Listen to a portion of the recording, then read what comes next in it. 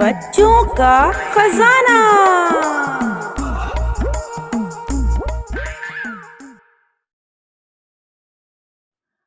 گاؤں کے ایک سنسان کونے میں ایک پرانا سا مکان تھا۔ اس میں حامد رہتا تھا، ایک ذہین باصلاحیت نوجوان جو کبھی بہت ہنسمکھ اور بہت محبت کرنے والا تھا، مگر وقت اور حالات کے ہاتھوں وہ اندر سے بہت ٹوٹ پھوٹ چکا تھا۔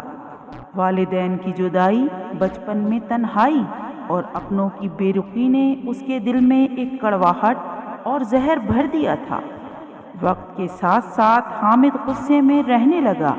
لوگ اس کی اس عادت کی وجہ سے اس سے دور ہوتے گئے اور اسے سب عجیب نظروں سے دیکھتے تھے، اور حامد بھی لوگوں سے کٹنے لگا۔ نہ کسی سے بات، نہ کسی کے لیے ہمدردی۔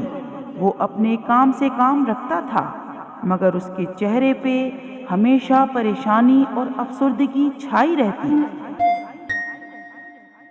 لوگ کہتے تھے اس کے اندر کچھ عجیب ہے جو یہ دل میں چھپائے پھرتا ہے، جس کی وجہ سے لوگ اس سے گفتگو کرنا پسند نہیں کرتے۔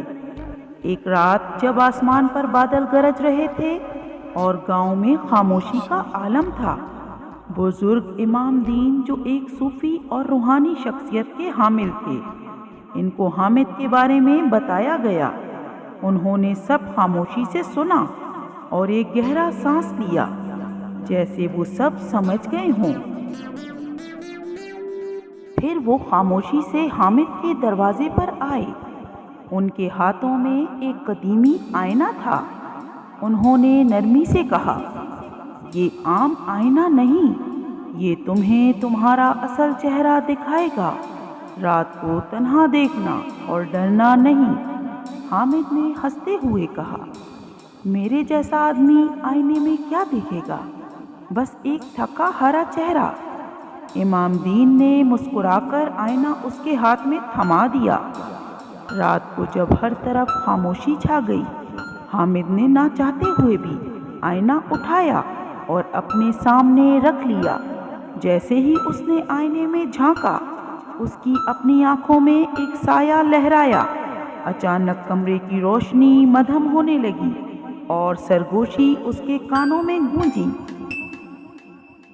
میں وہ ہوں جو تم نے اپنے اندر چھپایا ہے۔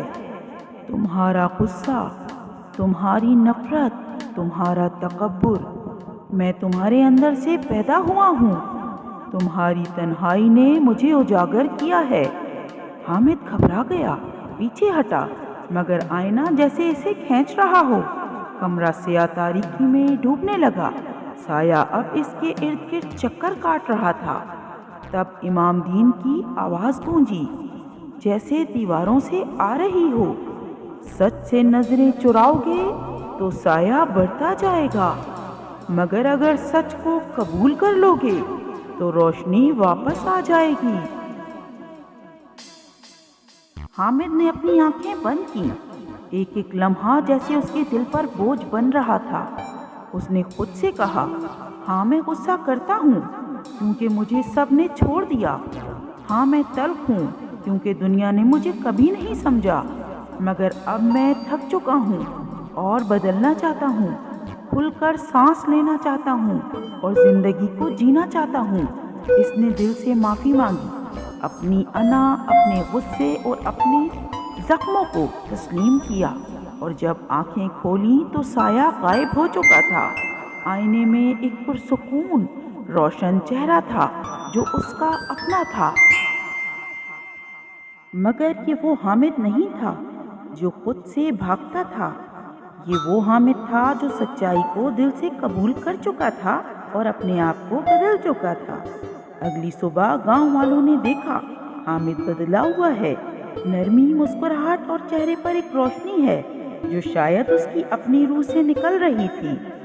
اب وہ بچوں سے پیار اور شفقت سے بات کرتا، بڑوں سے مؤدبانہ پیش آتا، سب کی عزت و احترام کرتا اور مسجد میں پہلی صف میں کھڑا ہوتا۔ اس کہانی سے ہمیں یہ سیکھ ملتی ہے کہ سچ تلخ اور کڑوا ہو سکتا ہے، مگر وہی سچ تمہیں تمہارے اندر کے اندھیروں سے نکالتا ہے، جو تمہاری خامیاں آئینے کی طرح دکھائے، وہی تمہیں سچائی اور روشنی کی طرف لے جاتا ہے۔ شکریہ۔